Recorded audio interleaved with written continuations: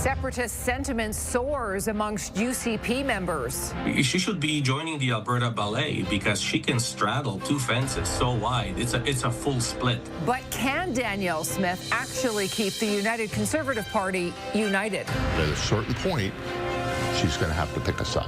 Plus, guilty of terror-related charges. Jihadist extremism is a significant threat to Canada. Calgarian Jamal Borhat convicted of traveling to Syria to fight with ISIS. And fire in the sky. I was kind of stunned, I guess. Lasted for about a minute. Just what was that soaring overhead Sunday night? CTV Calgary, local breaking news with Tara Nelson.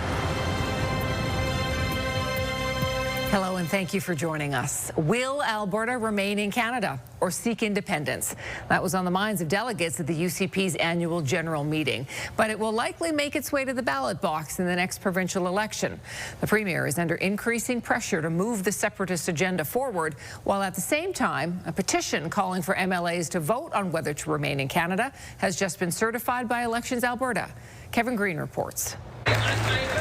A standing ovation for Premier Smith Monday from energy contractors happy with the recent memorandum of agreement with Ottawa, a far cry from the reception it got from members of her own party at the weekend AGM. I hope people today feel a lot more confident that Canada works than they did a couple of days ago. In fact, the biggest cheers at the convention went to Alberta Separatists, which the party president says now make up the majority of UCP members. I would say that probably more than half of our membership actively support the idea of an independent Alberta. The Premier doesn't buy that. Is your party now a separatist party? No. Danielle Smith says there's a place in her mind for Alberta inside Confederation, but admits it's not an easy sell to some in her party. I've always said my job is to tell people that Canada works and show them that it works, and to get more people to understand that we can have our own sovereign areas of jurisdiction within a united Canada. So I got a little more work to do. Political scientist Dwayne Bratt says Smith is trying to play both sides, but that can't last. She keeps using the phrase sovereign Alberta and a united Canada because that seems to appeal to both sides. But at a certain point, she's going to have to pick a side. That could come sooner than she wanted. Monday, Elections Alberta said the Forever Canadian petition is certified. Its founder wants it to force a vote in the legislature. The Justice Minister says Cabinet will meet to plan next steps, but Thomas Lukaszuk expects Smith will push it to a referendum to appease her independence wing.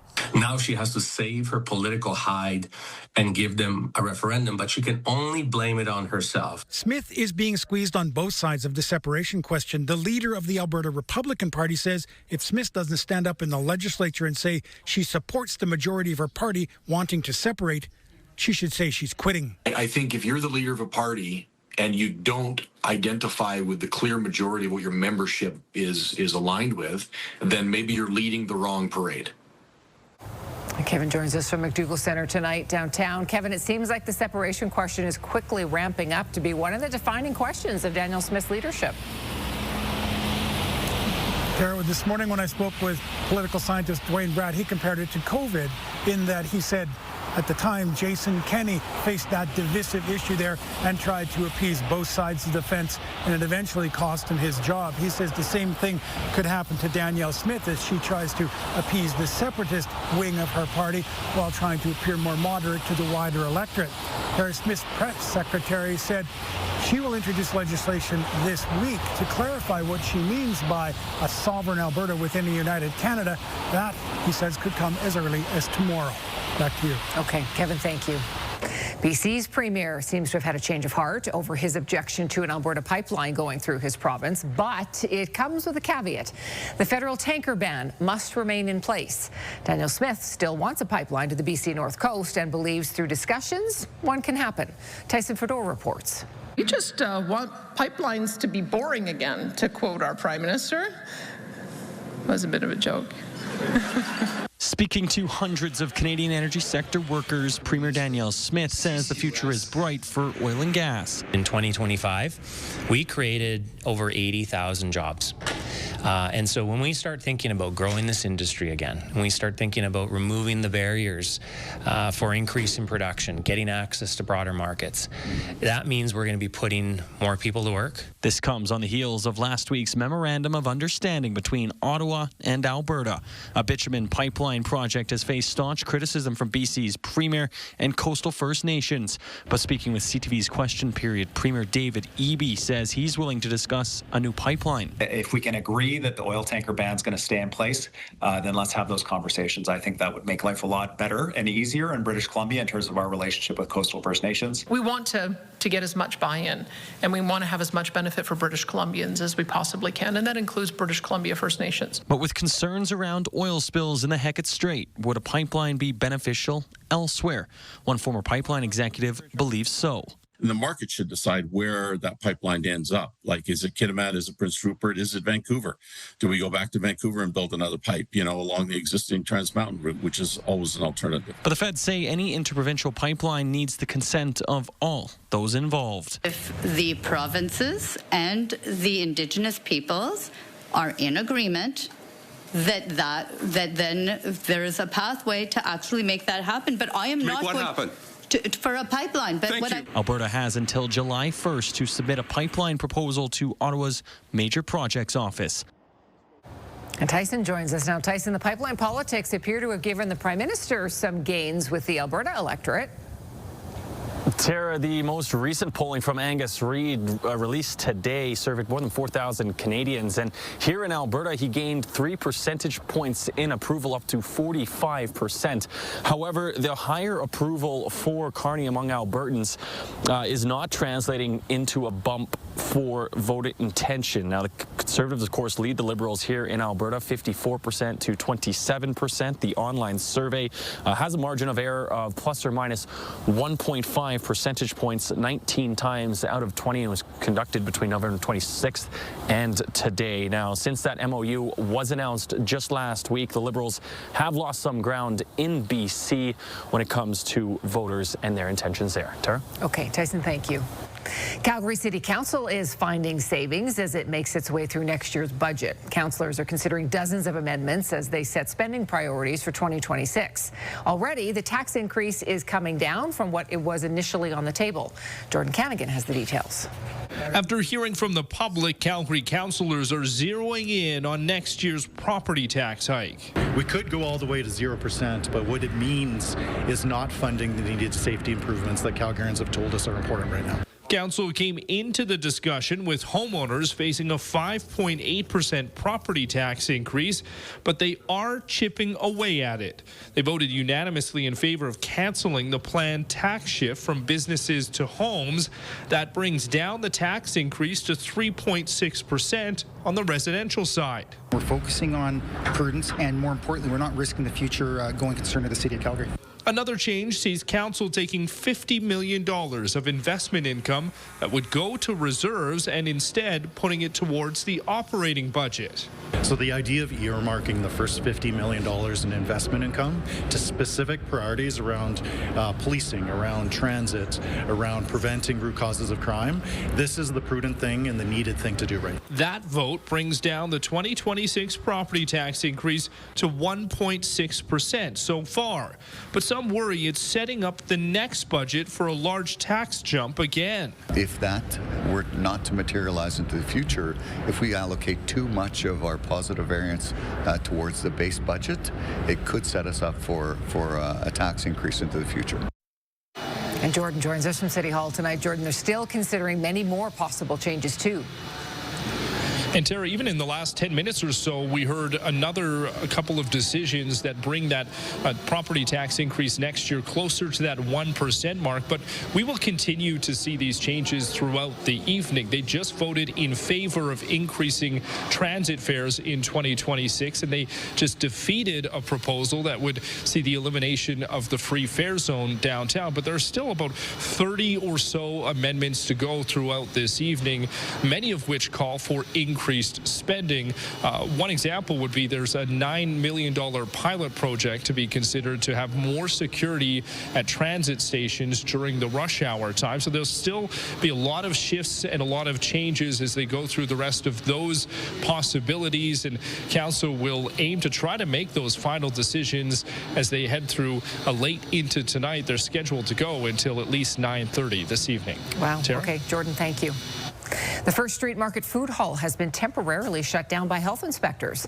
The market explains on its Instagram page that it was shut down after an AHS inspection on Friday revealed a pest infestation. It will remain closed until it can be brought up to standards of safety and cleanliness. The downtown market houses 9 locally owned restaurants, all of which have now ceased operation while that hall is closed. You're watching CTV News, Calgary. If you were lucky, you may have got a glimpse of a fireball streaking across the sky last night. It soared across Calgary and beyond, but what was it? Tyler Barrow takes a look. This video was captured just east of Drumheller. At the same time, it captivated people's attention at the Calgary Zoo. I don't know. A fireball. For those who were lucky enough to look up at just the right time, the memory is unforgettable. Joseph Matamitsia captured this video shortly after 5:30 at the Spruce Meadows Christmas Market. It was really cool. A lot of people in the crowd in the Christmas market were looking up and they were really interested. While Tahoe Morale saw it from his home, one of his security cameras also caught it. Magnificent. It was beautiful, actually. The Facebook group Alberta Aurora Chasers says the fireball was actually visible from across the province, with reports coming in from Wainwright, Edmonton, Lacombe, Red Deer, Airdrie, Okotoks, Lethbridge, and Pincher Creek. A University of Calgary Aurora camera caught it in Lucky Lake, Saskatchewan, approximately 145 kilometers south of Saskatoon. But what was it? According to a U of C astronomy professor, he believes it's a piece of space equipment that was scheduled to re-enter the atmosphere around December 1st. This would be from a rocket that launched on November 5th in New Zealand. With the commercialization of space, we see more strange features in the sky related to launches and, of course, to basically materials that come down. It was kind of a very cool way to cap, the beginning of the Christmas season. Very few surprises in life, and I think it was just kind of a nice, something different to kind of capture people's attentions away from day-to-day life or politics or whatever it is. Tyler Barrow, CTV News, Calgary. Now, if you missed last night's excitement in the sky, Professor Steele says you won't have to wait too long for another chance. The Geminid meteor shower is expected around December 13th. It must have been fairly clear last night across a lot of Alberta for so many people to have seen that. Yeah, just a couple clouds out there and quite a show in the sky.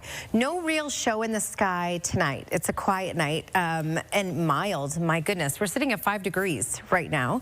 And the winds, because of the winds out of the west, even though it's been pretty tame with regards to the winds throughout the day, it's picked up a little, gusting 33 kilometers per hour. That's what's registering at the airport right now. And so that just boosted our temperature to 5 degrees, which is now our daytime high, even though the sun has set.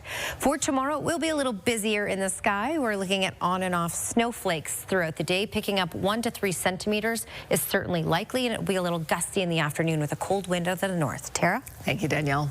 A Calgary man is found guilty on 3 counts of participating in terrorist activities. Just ahead, Jamal Borhat traveled to Syria to train with ISIS. Why experts say these cases are very hard to prosecute. And it's cold and flu season. You might be acutely aware of that already because a lot of Albertans are sick right now. Stay with us.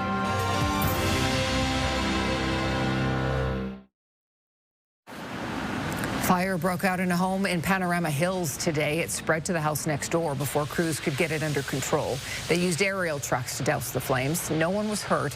2 cats were rescued, but a 3rd cat did not survive. There's no word yet on the cause. A Calgary man has been found guilty of taking part in terrorist activities overseas. A judge ruled late this afternoon that Jamal Borhat traveled to Syria to fight with the Islamic State.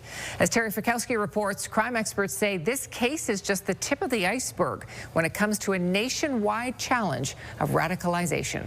Jamal Borhat traveled to Syria to fight with ISIS for 11 months between 2013 and 2014, and on Monday, more than a decade later, was found guilty on 3 counts of participating in terrorist activities.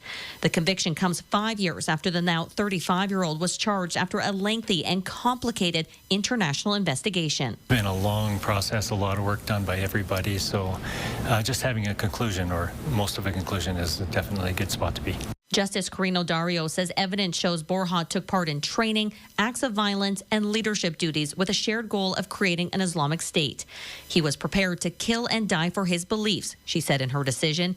He used firearms with the intention to kill anyone who was non-Muslim.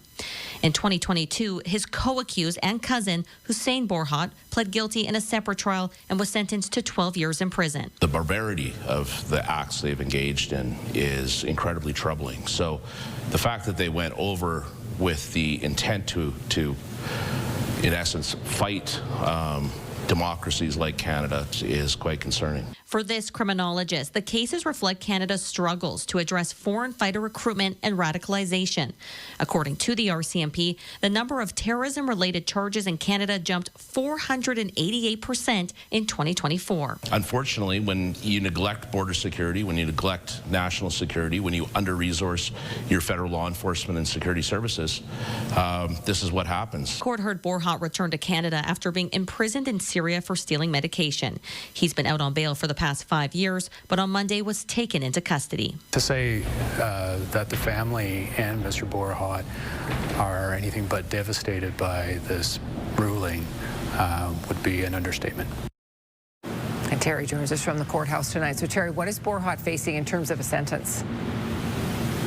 Tara, Borhat could face a heavy sentence. Participating in a terrorist activity carries a maximum sentence of 10 years in prison, but there is the possibility that could be served consecutively, adding up to as much as 30 years. Now, arguments for sentencing will return in January, on January 16th for the Crown and defense. Tara, Borhat remained relatively calm in his demeanor as the verdict was reached today and said in court. He had a number of family members there as well in attendance. Back to you. Okay, Terry, thank you. A Calgary firefighter is being credited with stopping a carjacking suspect yesterday. Police say a masked man carjacked a vehicle from a man. He and his grandchild did manage to get out. Minutes later, that car ran into a light pole in Walden, and a firefighter took quick action to box in the vehicle after the driver rammed the truck. The 23-year-old suspect is facing a number of charges, including impaired driving. A new commission that will oversee complaints made against police officers is now fully operational. And already there are questions about who makes up the commission and how well it will work. CTV's Gates Guarin reports. The province calls it a new era in police oversight. By creating this independent civilian-led body, we're setting a new standard, one that puts fairness and integrity at the heart of the law enforcement in Alberta. Complaints against police filed by Albertans will now be received and investigated by the new Police Review Commission. These complaints can range from non-criminal misconduct to cases involving serious injury or death. With this new model, Albertans can be confident investigations will be handled fairly and impartially. Investigations were previously handled by individual police agencies, which, according to one retired police inspector, caused a rift in public perception. And I think that's the goal, is to try to expand on or have at least significantly more police legitimacy and the police not investigating the police. Dan Jones says calls for more civilian oversight and transparency have been made for quite some time, and a civilian-led commission should help that. But he has questions about who will be a part of it. Who are they? Are they former police officers that served in the agencies in which they are investigating? And then is that actually changing anything? And I think that's where the public will be like, well, you're not actually changing it. You're just changing the name of it. The commission emphasizes independence, but believe experience is crucial. You can rely upon their investigative expertise, but at the same time, make sure that we're truly not having police ultimately investigating police and making the final conclusions. The commission is mandated to finish investigations within 180 days. Complaints can now be filed on the commission's website. Gates Gorin, CTV News, Edmonton. This is CTV News, Calgary. Let's bring Danielle back in now. Today was actually lovely, much warmer. I agree. Today was pretty stunning. We had the sunshine, we had the mild temperatures, and we're even rising in temperature, so we're now up to 5 degrees in the city. It's been quite a nice change from the cold weather that we've had for the last few days. It has been windy, though. Now, it wasn't windy throughout the day in Calgary, but the winds have started to pick up over the last hour or so. But to the south of the city, it's been windy throughout the day, gusting up to 80 kilometers per hour in Pincher Creek, 70 in Lethbridge, closer to 40 in Medicine Hat, and then we just got up to a gust around 46 kilometers per hour at the airport within the last 20 minutes. So it's picking up here. This has led to drifting snow on many highways, for example. So that's not helping the driving situation, especially considering we had a lot of melting today, and a lot of that is freezing now as we go through the overnight hours. It will freeze on the sidewalks, on some roads. So just be cautious as you head through the overnight and early morning hours for slippery spots out there. Another thing is we have to be cautious for the snow that's falling that will reduce visibility tomorrow. Now, because of the gustier conditions further to the south, even though the base temperature is just below freezing in Pincher Creek, it actually feels closer to -11 or even colder than that at times as it gusts even higher. So it's cooled in Pincher Creek at the moment, but we're at that freezing mark in Lethbridge and Medicine Hat. So we've just risen to that there, and then we're at 5 degrees in the city. So overall, it's fairly toasty, but again, it will get cold overnight, and then that will freeze things up out there that has melted throughout the day. All right. We had one wave here that pushed through, just some light isolated snowfall. But again, the drifting snow because of the strong wind gusts was a concern in many areas in the far south for today. Tomorrow, we have another wave of snowfall, and this one will impact Calgary. So as you can see, by the time we get to about 7:30 in the morning, it will start to make its way into Calgary. You're looking at the snowfall to the west of the QE2, along the QE2, really from Red Deer and south down through Calgary. Highway 2 is where it will start to develop as well, and then push into Lethbridge and even Milk River. Medicine Hat may see a little bit of this, and this will be on and off throughout the day. We're not looking at huge totals from this, but we are looking at getting some. Nothing hugely significant, but what you can expect is 1 to 3 centimeters. Really, Red Deer south along QE2, we can expect that in Calgary, and down along Highway 2 into Lethbridge as well. 1 to 3 centimeters is certainly likely for tomorrow. A high of 1 for tomorrow, so still mild temperatures, but that comes with gusts around 40 kilometers per hour out of the north, so it's a chillier wind. 2 degrees for Wednesday and Thursday with stable weather, and then the next system rolls in, and that may be a little heavier because we're looking at 3 to 5 centimeters of snow for Friday, and cooler temperatures with a daytime high of -6. That's your Action Furnace 5-day forecast.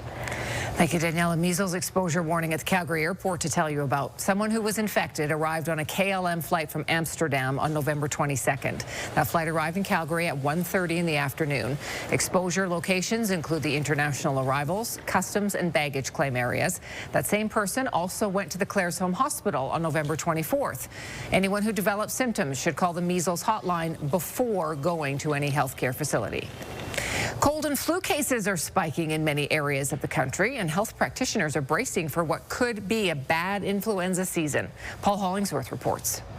It's cold and flu season, which is why Chris Butler recently decided to be proactive and get her shots before the winter weather sets in. I am safe, but I am still doing the wash my hands and that kind of thing. And I don't like to go to any event if it's really crowded. New data from Health Canada shows flu cases jumped to more than 2,100 last week, up from close to 1,400 the previous week. The population most affected by the flu are people 65 and older. That's why Bill Van Gorder is urging his fellow seniors to wear a mask and be up to date with vaccinations. Your flu shot, your COVID shot, your RSV shot. Remember, if you get one of those other respiratory diseases, the chances of you also picking up the flu are very strong. Some children's hospitals across the country have implemented mask mandates and have added extra healthcare staff, expecting an influx of flu patients this season. Infectious disease specialist Dr. Lisa Barrett says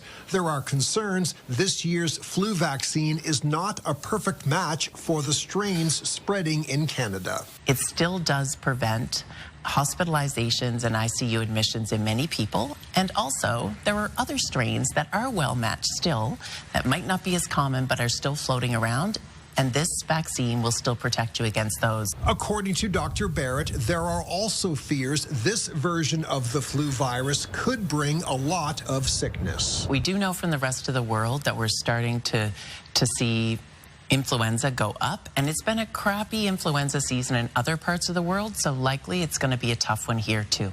Dr. Lisa Barrett says sometimes people think they have a cold when actually it's the flu, which can lead to severe symptoms and sometimes other complications.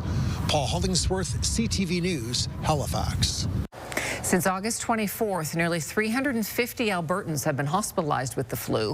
154 of those hospitalizations happened in late November. 10 people died. Another 525 Albertans have been hospitalized with COVID this fall. 53 have died. Still to come, targeting Ottawa's firearm buyback program. The Alberta government digs in on the program to collect guns. And Calgary's International Fireworks Festival suspends ticket sales. We have the details on why still ahead.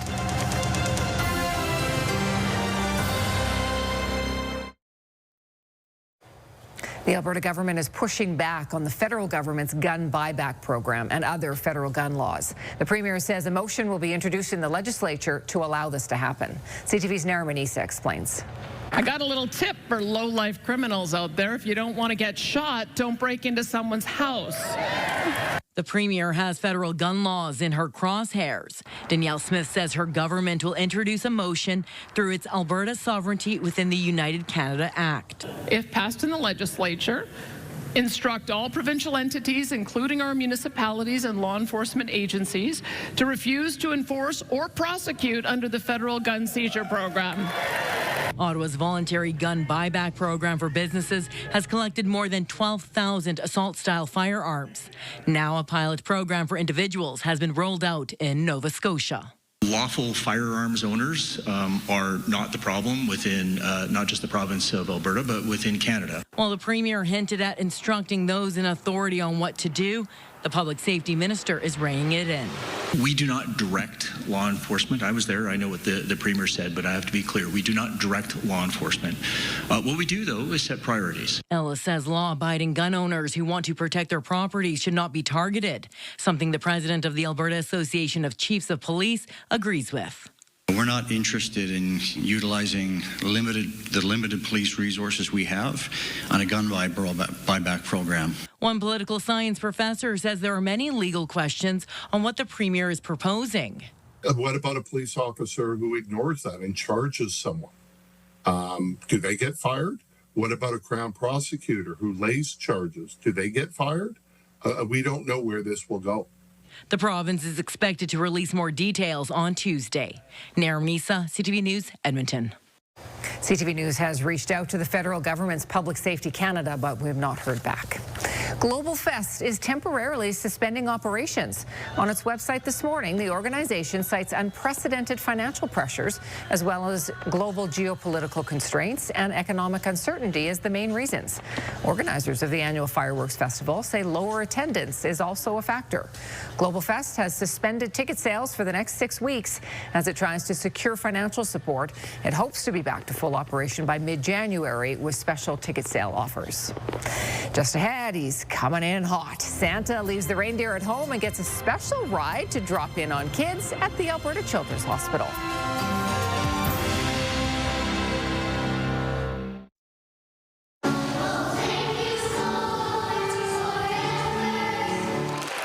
The voices of more than 30 choirs filled Knox United Church this weekend.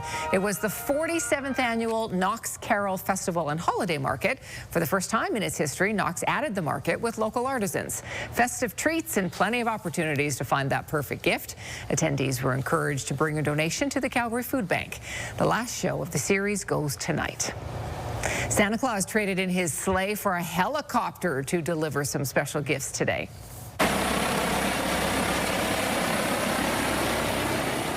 Well, that's cool. Stars Air Ambulance gave St. Nick a ride from the airport to the Alberta Children's Hospital to deliver gifts.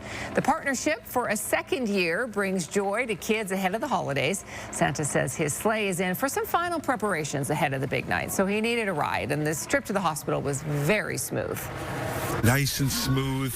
Oh, they brought me down. It was like landing on a feather bed. It was wonderful. It's joy that you really can't measure. We're so appreciative of all that the Incredible Stars team does every day, and that really extends to days like today when they take the time to make such a difference. Santa also says the reindeer are currently relaxing at a ranch west of Calgary, but they will be ready to go the night of December 24th. We thought Santa in Banff. He's been a busy man. He's everywhere. He's got to get all the orders in. And those are all the warm and fuzzies, that story. That's my goodness. Cute. All right, we're going to kick off trending tonight with the need for speed.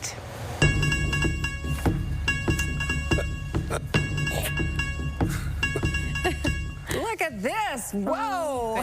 She drives like a racing pro. Yep. Her dad changed out the toy car battery for a high-powered DeWalt battery. She's loving the upgrade, and everyone watching seems pretty impressed by her driving skills. Time to go into NASCAR. Yeah. Turn to the left. Turn to the left. There you go. She's got it now. You guys. Yes. If she's loving this now, what is she going to be doing as a teenager? Oh, wow. Well, you know that expression, dance like no one's watching. Someone's always watching. Mm-hmm.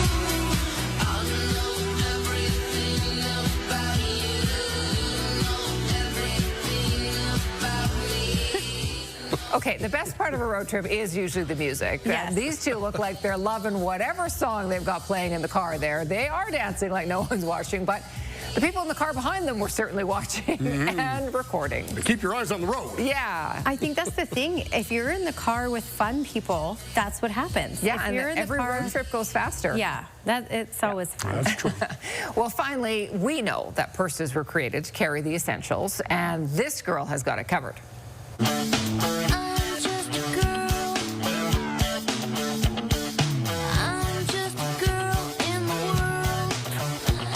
You do need to be prepared. So she has the plastic water gun, she has a wrench, a full makeup kit, and then, of course, her stuffy.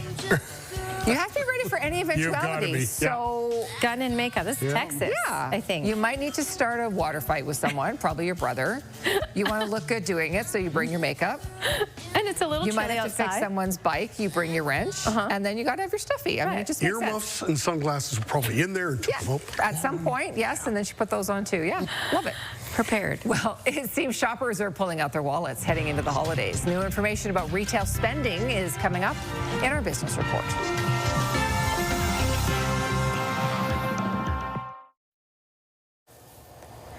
Well, your Skywatch weather camera is, it's a little windy out there. The winds have picked up, but those winds are out of the west, so they've actually boosted up our temperature as the sun started to set. So we're at 5 degrees right now. Not bad to kick off December. Happy December 1st to you. And today's high, yes, is 5. The record for this day is 15.2. So we're nowhere near record breaking, but it certainly has been a lot warmer today compared to the last few days. We've basically pushed our cold air off to our friends to the east. Regina's high today was -12, Winnipeg -11. Okay, right now, a couple communities dealing with wind chill, but not many. Drumheller feels closer to -6 with the wind chill. Pincher Creek feels closer to -12. But keep in mind, that's because it's just below the freezing mark there and a little especially breezy in Pincher Creek. But for us in Calgary, for example, we're not dealing with wind chill because we're not below freezing, so we don't calculate that with temperatures above that freezing mark. 3 is the temperature in Claresholm and at that freezing mark for Lethbridge and Medicine Hat. All right. This was the first wave today, brought a little bit of snow to some parts, but not much. And the main thing, it was gusty, so it was more of the drifting snow. Now for Calgary for the next 24 hours, with the wind chill tomorrow morning, it will feel like -7. You're looking at gusty conditions out of the north up to 40 kilometers per hour. That's a cold wind for tomorrow afternoon, but we should still get up to +1. It just won't feel as warm as today because it will be gusty, and we're also looking at a lot of cloud cover and some light snow as well. All right, Kamloops, 5 degrees. Oh, also, that was your 24-hour forecast brought to you by Action Furnace. Fixed right or it's free. -2, you're looking at snowfall. Edmonton down through Red Deer, Olds, Coronation, Calgary, High River, especially along Highway 2 down to Lethbridge. All of these communities, Lethbridge over to Medicine Hat, Milk River, also looking at the chance of 1 to 3 centimeters of snow for tomorrow. Tara? Thank you, Danielle. The president of the United Conservative Party says more than half of members want Alberta to leave Canada. Premier Danielle Smith says she supports remaining inside inside Canada while asserting Alberta sovereignty. She says her job is to show people that Canada works. BC's premier now says he could support a new oil pipeline through his province, but a tanker ban off the north coast must remain in place. And city councillors are zeroing in on a reduction in the initially planned property tax hike. They continue to meet right now looking for budget savings. Prime Minister Mark Carney did a small shuffle to his cabinet today after Stephen Guilbeault resigned last week over a disagreement in climate policy. And Carney is bringing back a familiar face from the Trudeau era. CTV's Judy Trinh has the details. The Prime Minister has decided to divide Stephen Guilbeault's previous responsibilities between 3 ministers. The biggest surprise was the return of a new old face. Mark Miller is returning to the inner circle after being dropped from cabinet after Mark Carney's election. Miller was a loyal supporter of Justin Trudeau, but has now been appointed Minister of Canadian Culture and Identity, as well as the minister responsible for official languages. So it feels great. I am a guy that likes to be busy, and so, I was a little restless, but it's nice to get the opportunity to keep on doing some amazing work and contributing to Canada, like for the reasons that I got into politics, because I love my country. Current Minister for Transformation of the Public Service and Procurement, Joel Lightbound, takes on the additional role of Quebec Lieutenant. Here's what he said after he was sworn in. I'll just say that I'm honored by the trust bestowed on me by the Prime Minister. It's an important role in federal politics and in Quebec politics, and I look forward to getting to it. Also, the current Minister of the Environment and Climate Change, Julie DeBrusen, takes on the additional role of Minister for Nature. She takes on responsibility for national parks. All 3 ministers involved in this shuffle were first elected in 2015. Judy Trinh, CTV News, Ottawa. Algoma is laying off 1,000 people as the steelmaker grapples with the effects of those American tariffs. BNN Bloomberg's Marilla Fernandez has more. The announcement affects about 40% of the company's staff. Steel sales to the U.S. have plummeted since Washington put a 50% markup on Canadian steel. Algoma reported an almost $90 million expense related to tariffs in its third quarter. The company has been given an emergency loan of $500 million from the Ottawa and Ontario governments as it tries to find new markets for its product. The trade uncertainty is still weighing on Canada's manufacturing sector. A key index that measures manufacturing activity hit 48.4 in November. That's down from October, and a reading under 50 indicates contraction. The index has been under that for 10 months. Retailers continue to rake it in after Black Friday. A new report by Salesforce finds online sales rose 9% on the weekend from a year ago. The average discount rate was 30%. Sales on Black Friday itself were up 7% year over year. Here are the closing numbers for the day. The Canadian dollar is down to 71.44. West Texas Intermediate crude is up to 59.32. Western Canadian Select is down today to 45.81. And the TSX shed 281 points, ending the day at 31,101. Those are your business headlines. I'm Marilla Fernandez. This is Cyber Monday, another chance for shoppers to find deals ahead of the holidays and for businesses to grow their sales. Consumers are gravitating toward resale not only because they can get great things at good prices, but it's also that sense of being able to shop guilt-free because you're actually saving a lot of products from going to landfill. It's circular shopping. And as we speak, resale is actually poised to overtake fast fashion. So this is becoming huge. Shopping services powered by artificial intelligence are expected to play a significant role in what people choose to buy this year. Software company Salesforce estimates AI assistants and digital agents already contributed to more than $14 billion U.S. to the $79 billion which was spent globally on Black Friday. Air Transat is preparing to begin its first ever nonstop flights to Rio de Janeiro. Starting February 4th, there will be twice weekly flights from Toronto and once weekly from Montreal to the Brazilian city.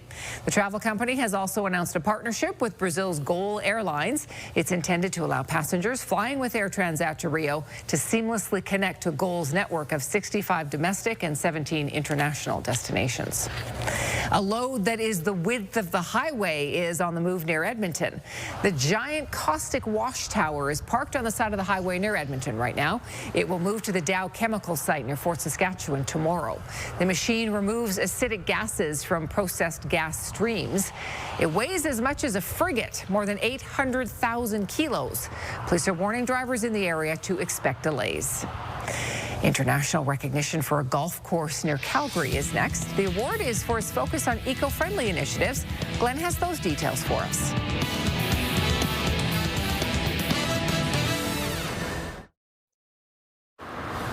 This is where Canada's Olympic and Paralympic hockey teams will play some of their games during the Olympics in February.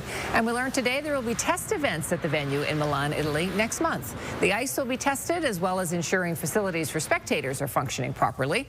Olympic organizers are racing to complete the rink in time for the games. Mickelson National has been in operation for 5 years now. Glenn is back with us. And Glenn, that's not a very long time, but it's leading the way in a very important category. Tara, Mickelson National has always taken the environment very seriously, and recently they received an Innovative Conservation Award. This is a huge honor because it's an international award. Robin Sadler loves the game of golf. He's been involved in the industry since he was 14 years old. You know, my roots go back to the Strathmore Golf Club as a kid. You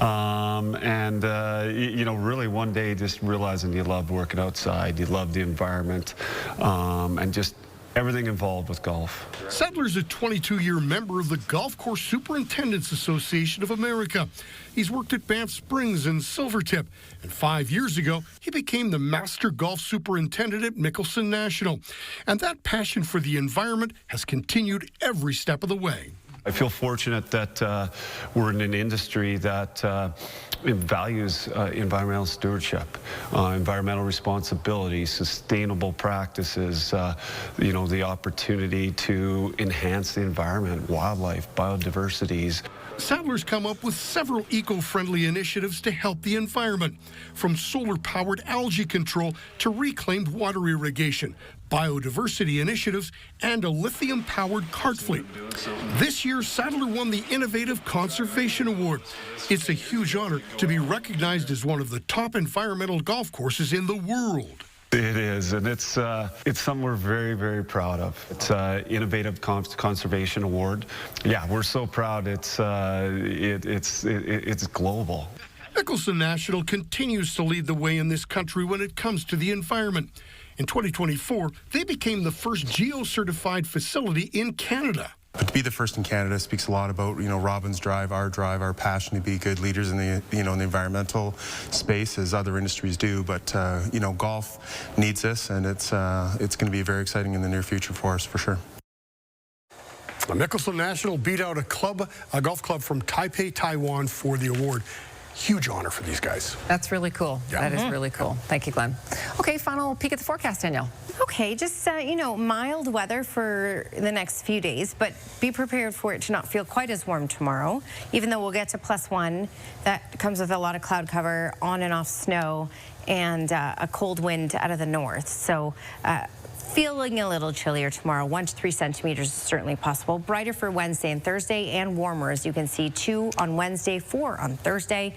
And our next system rolls in late Thursday night, and 3 to 5 centimeters possible on Friday, so a little more of a significant snowfall, and -6, so much colder by Friday with a daytime high of -6. All right, Rick Cashman, first of all, super cool last name, sent this picture, and he took this near Bassano, calling this one the Snowbow.